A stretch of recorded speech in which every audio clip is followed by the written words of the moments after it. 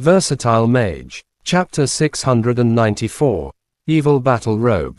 What do we do now? Whispered Su Xiaoluo. It took them great effort to come this far, yet to their surprise, Fang Gu had turned into something like this. He never had the intention to stop the calamity, or maybe he was weak beyond redemption from the beginning. He was evil all along. Blood, I need more blood. Fang Gu's eyes suddenly became hollow, as if the pupils were dug out. It felt like a ghost could come out from the sockets at any time. He rose to his feet. His movements seemed sluggish and stiff, yet his body was unleashing a wild stench of blood. His open mouth implied that he was planning to eat them alive. He is turning into a zombie. Lu Ru swiftly backed off, dragging the other two with her. At the start, Fang Gu still had a faint human presence. From his words, it seemed like he still retained some of his memory, yet his smell now completely resembled that of a zombie. He was no longer a living human, but a monster who had rotted away after staying in the tomb for many years. Even his soul had turned into a greedy phantom. Fang Gu was dead. Even his soul was replaced. All that was left was an empty shell that was no different than the zombies outside the tomb. Fang Gu, still in the battle robe, lunged forward, clenching his hands into long claws with blue nails. Su Xiaoluo was his first target. Fresh blood, more fresh blood was needed. In order to resurrect the ancient king, more blood of his descendants was needed. The blood of the ancient king in the pure-blooded descendant, Su Xiaoluo, was exactly what he needed. He still hasn't acquired the ancient king's true power. Kill him, said Lu Ru. Fang Gu's aura was extremely evil, but it was not as overwhelming as they had imagined. Perhaps his body and soul were not what the ancient king really wanted, so he had turned into a zombie-like puppet. Turning a living human into a zombie was an extremely terrifying black magic. When Lu Ru saw Fang Gu lunging at Su Xiaoluo, she immediately grabbed the zombified mage and slammed him to the ground. Lu Ru's hands turned into claws, too. She did not show any mercy. She stabbed the sharp claws of the blood tribe right into Fang Gu's heart. Initially, Lu Ru thought the battle robe had a strong defense. It was unlikely that her attack would inflict any damage on him. To her surprise, her claws easily penetrated the armor and came into contact with Fang Gu's rotting flesh, piercing through his heart with ease. The heart inside had already stopped beating. Black liquid leaked out from the cut. Lu Ru immediately withdrew her hand and stared at Fang Gu with a confused look. How weak. This Fang Gu was extremely weak. The strength and defense he acquired after turning into a zombie were only comparable to a servant-class zombie. When Lu Ru saw Fang Gu fall to the ground twitching with a ghastly appearance, she somehow felt pity for him. Inheriting the ancient king's magic, gaining control of the kingdom of undead. He did not even realize that his life was drained away by the battle robe until only an empty shell was left. Even his soul was gone.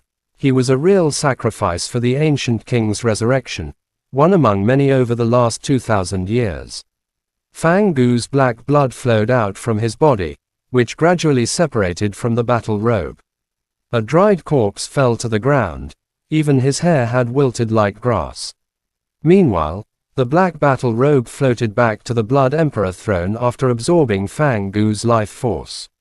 Although no one was wearing the armor, it felt like someone alive was sitting in it, with a pair of crimson eyes under the cape staring right deep into their souls, able to see everything in their hearts.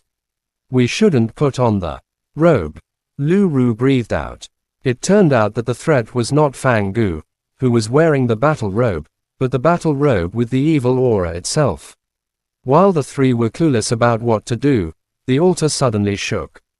The black space began to twist, spiral, and bend at times, with gaps appearing out of nowhere. A strong wind was sweeping down from above them. Zhang Xiaohe raised his head and saw a huge black cloud made of zombies above him. They were flying around like a tornado while uttering groans and cries of agony.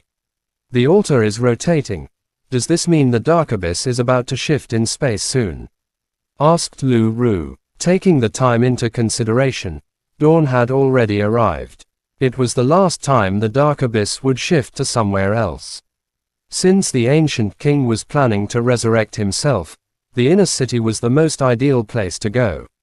Since he had become the highest ruler of the kingdom of undead, he would surely not allow a living human to stay in his kingdom.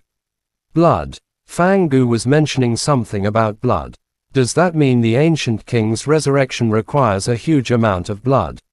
Is he trying to turn the people in the inner city into sacrifices? Blurted out Su Xiaoluo as she thought of something. If the millions of people fell into the Dark Abyss, it would not just produce a pond of blood. It would be a sea of blood. Everyone there would be turned into a sacrifice. The Black Vatican must have learned the secret somehow and found a way to control the space shift of the Dark Abyss. Instead of describing the calamity as a festival of death, it was more correct to say that they were planning to resurrect the ancestor of the undead, who had died over 2,000 years ago, all along. The altar was shaking. The group could no longer stand easily. What do we do now? We're out of time. Lu Ru's mind went blank. Zhang Xiaohou climbed to his feet and glared at the strange battle robe on the throne. He had bitten his lips open. Zhang Xiaohou struggled to his feet and cast wind track to run to the battle robe on the throne. Don't do it, you're going to end up like Fang Gu, screamed Su Xiaoluo, who knew what Zhang Xiaohou was thinking. We don't have much time left to think about that. Zhang Xiaohou had no time to think. The place was shifting rapidly. They could not afford to waste a second more. Rushing up to the battle robe, Zhang Xiaohou immediately sensed a great power urging him to wear the battle robe. It felt like he could resolve everything once he put it on. He turned around, looking at Su Xiaoluo, as if he was trying to remember her face. In the following second, Zhang Xiaohou grabbed the battle robe. The battle robe was able to attach itself to a body. When someone touched it, it would reform and swiftly attach to the person's body. Zhang Xiaohou was slightly regretful when he made the decision. The thing was like a demon with its mouth wide open, waiting for him to fall into its mouth. Being regretful would not change anything.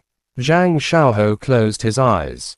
He was only hoping that he had the chance to command the undead army before turning into a dried corpse like Fang Gu, even if it only lasted for an instant. However, when the battle robe was about to wrap around Zhang Xiaohou, a powerful hand grabbed him and tossed him away from the Blood Emperor throne. Zhang Xiaohou was thrown away. When he was spinning in the air, he saw a firm back. He was extremely familiar with the person's back. When he first joined the battle mages, it was this man, who was capable of fighting the Darkwing Wolf alone, that astonished him. Zhang Xiaohou fell to the ground. He yelled at the top of his lungs as his eyes began to tear. Chief Military Instructor. Chapter. End. Please guys like, comment, share, and subscribe.